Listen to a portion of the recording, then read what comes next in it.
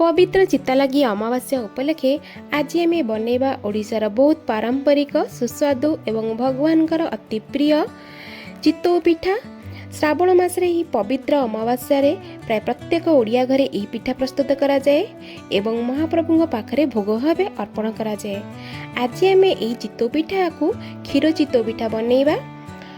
आज मु आपण मानक बिना बिरी बिना सोडा एवं बिना इनोर एकदम नरम स्पंजी जालीदार क्षीर चितौ पिठा बनैबा संपूर्ण पद्धति देखैबी। सेतिसह शेयर करी सबू दरकारी टिप्स और ट्रिक्स जहाँफल आपणकर पिठा प्रत्येक थर परफेक्ट बनिब। तेणु वीडियोटी को शेष पर्यंत निश्चय देखंतु। मोर विश्वास आज रेसिपी आपण मानक निश्चय बहुत भल लागिबो। ताहले आउ देरी न करी चलंतु रेसिपी आरंभ करिबा। चितौ पिठा बनैबा पई प्रथमे आमे बैटर प्रस्तुत करिबा। एठारे मु मेजरिंग कप रे 2 कप अरुआ चाउल नेइची, प्राय 400 ग्राम पाखापाखी अछि। आपण निजे आवश्यकता अनुसार चाउलर परिमाण कम किंबा बेसी करि परिबे। एबे चाउल को 3 रु 4 थर सफा पानी रे भलो भाबरे धोई नेबा। आउ तापरे चाउल को 4 रु 5 घंटा बतुरेया पई छाडी दबा। जदि आपनक पाखरे समय अछि त ताले आपनको ओवरनाइट बतुरेई परिबे। चाउल को भलो भाबरे बतुरेबा द्वारा पिठा बहुत भलो होई थाए। आपनको पूरा सॉफ्ट जालीदार नरम नरम स्पंजी पिठा मिलिबो। आ इठी देखंतु हमर 4 रु 5 घंटा मु चाउल को बतुरेई रखि देइतिली। देखंतु बढ़िया से बतुरी जाइछि। एबे हमें चाउल को भलो भाबरे छाणी दबा। तादर जहाँ सब एक्स्ट्रा पानी अछि ताको बाहर कर दबा, ताको साइड रे रखि दबा। आ इठी मु गोटे नडिया को फटाई नेइछि। आ तापरे नडिया को भलो भाबरे कोरि दबा। आ इठी नडिया पानी को देकी आज हमें चाउल बाटिबा। आपण थरे एई नडिया पानी देकी चाउल बाटी के चितौ पिठा बनांतु। देखिबे आपनकर पिठा बहुत टेस्टी बनिबो। मु इठी सबतक चाउल को ब्लेंडिंग जार रे देई देइछि। आ सेम कप रे जो कप रे मु अरुआ चाउल मापिक नेइथिली सेम कप रे मु 2 कप नडिया कोरा नेइछि। चाउल एठी मु 2 कप नेइछि और नडिया कोरा मते 2 कप नेइछि। चाउल और नडियार क्वांटिटी सेम रहिले आपनकर पिठा मते बहुत टेस्टी बनिबो। आ एठी देखंतु मोटी हाफ कप पाखापाखी नडिया पानी हैला, ताकू देकी फास्ट बाटी दबा। तापर आ गोटे कप पानी नबा। सेतिर अल्प अल्प पानी देकी हमें बैटर टी प्रस्तुत करिबा। फास्ट रु बहुत पानी देकी बाटिबेनी। आपण फास्ट रु पानी जदि अधिक कर देबे आगो को हम प्रोसेस रे जते पानी यूज करिबा आपनका बैटर टी बहुत पतला होई जिवो। एठी देखंतु हमर बैटर टी एकदम स्मूथ एवं फाइन होई जाई छि। एबे को गोटे बड़ बाउल रे काढी नबा। जार लागी रहितिबा बैटर रे जो हाफ कप पानी हमें रखिथिले ताकू देकी भलो भाबरे धोईकी बैटर रे देई दबा। टोटल एठी मु गोटे कप पानी आ हाफ कप नडिया पानी टोटल 1.5 कप पानी नेइची। पानी नेइकी बैटर टी हमें प्रस्तुत करछे। एबे बैटर को 10 रु 15 मिनिट पर्यंत भलो भाबरे फेंटिबा। ए स्टेप टी बहुत जरूरी कारण आमे एथिरे इनो सोडा किंबा बिरी डाली किछि भी व्यवहार करूने। जेते भलो फेंटिबा बैटर सेते एयर तयारी हेबो एवं पिठा सेते नरम और स्पंजी हेबो। आज हमें ए चितौ पिठा टी इंस्टेंट जेहेतु बनौजे तो बैटर को हमें फॉर्मेट होवा पई रखिबानी। मु एटी जस्ट गोटे घंटा पाखापाखी याकू रेस्ट करिया पई छाडी देतिली। आपण एटी देखिकी जानि परतिबे हम बैटर टी टिके फुली जाइछि। एबे हमें बैटर रे गरम पानी दबा। आपण गरम पानी बदल रे गरम क्षीर मध्य देई पारंती। कि आज मु पिठा बनैया पई गरम पानी रे व्यवहार करिछि। सेति पानी को मु भल्ला भाबरे फुटै देइछि। आ एटी बैटर रे स्वाद अनुसार लूण आ गोटे टीस्पून मु एटी चीनी देइछि। तापरे गरम पानी गोटे कप ने अल्प अल्प गरम पानी देकी आमे बैटर रे भल्ला भाबरे मिसई दबा। इठी जो गरम पानी हमें मिसौचे ए स्टेप टाको आपण जमा भी स्किप करिवेनी। एटा बहुत इंपोर्टेंट कारण आपण ए गरम पानी बैटर रे मिसेबा द्वारा आपणकर पिठा बहुत कणिया आउ जालीदार ही बनिबो। आउ एठी देखंतु हम बैटर टी पूरा बढ़िया से प्रस्तुत हो जाइछि। एठी मु गोटे कप गरम पानी नेइथली, एथिरो हमर 1/4 पानी बळी जाइछि। आउटी हमर बैटर टी एमिति ही कंसिस्टेंसी रहिबो। एबे चलंत पिठा प्रस्तुत करिबा। सेति पई मु गोटे माटी पात्र टी नेइछि। आपण चाहिले कढ़ई मध्य नहीं पारंती। ताको भलो भाबरे गरम कर दबा।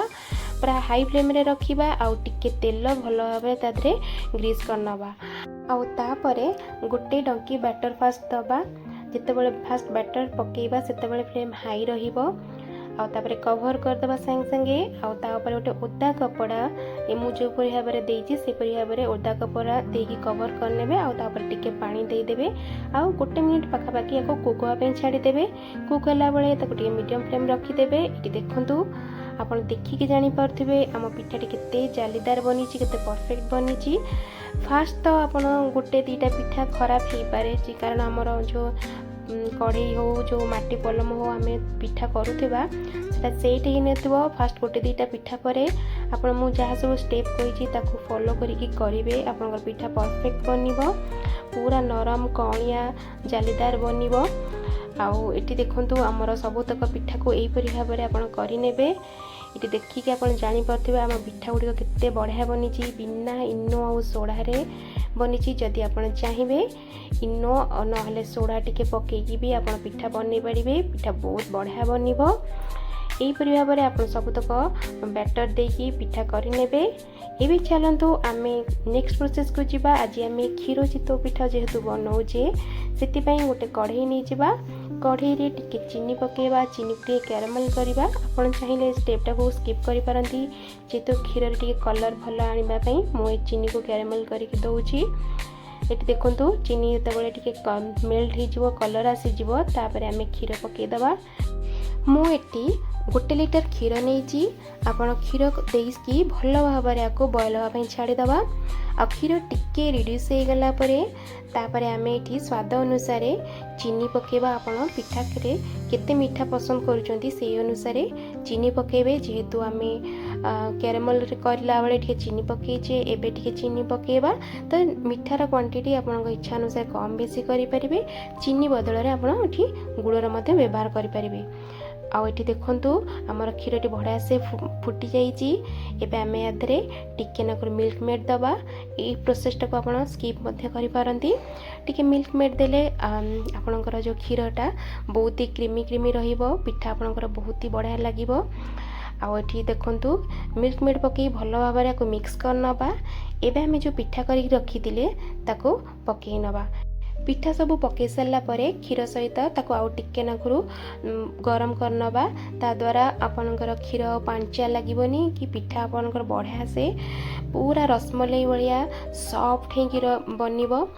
आपण माने क्षीर चितौ पिठा को किपरि भाबे बनाउछंती मते कमेंट सेक्शन में निश्चित जनइबे। आशा करे आप समस्त रेसिपीटी बहुत पसंद आसीथिबो। आ देखंतु मो फ्लेवर पाई गुजराती पाउडर टिके पकईची। आपण गुजराती पाउडर पकई सारिकी भल भाव में मिक्स करनेबे और गैस रा फ्लेम को बंद करदेबे। तापरे पिठा को टिके नाकुर सेट होगापाई आम 1 ରୁ 2 मिनिट खंड छाड़ीदबा। आप देखिकी जानीपे पिठा केते सॉफ्ट बनी कलर केते बढ़िया आसी पूरा रसमलाई भाया देखा जाउची। आ खाइबा को मते बहुत बढ़िया लागिबो। आपण माने रेसिपीटी को घरे निश्चिंत थरे ट्राए करंतु किपरि लागला मते कमेंट सेक्शन में निश्चिंत जणाइबे। आ वीडियोटी पसंद आसीथिले प्लीज वीडियोटी को लाइक शेयर निश्चिंत करनेबे। चैनल रे नुआ थिले चैनलटी को सब्सक्राइब करनेबे। पुणी थे देखा आ गोटे नुआ वीडियो रे। नमस्कार बाय बाय टेक केयर।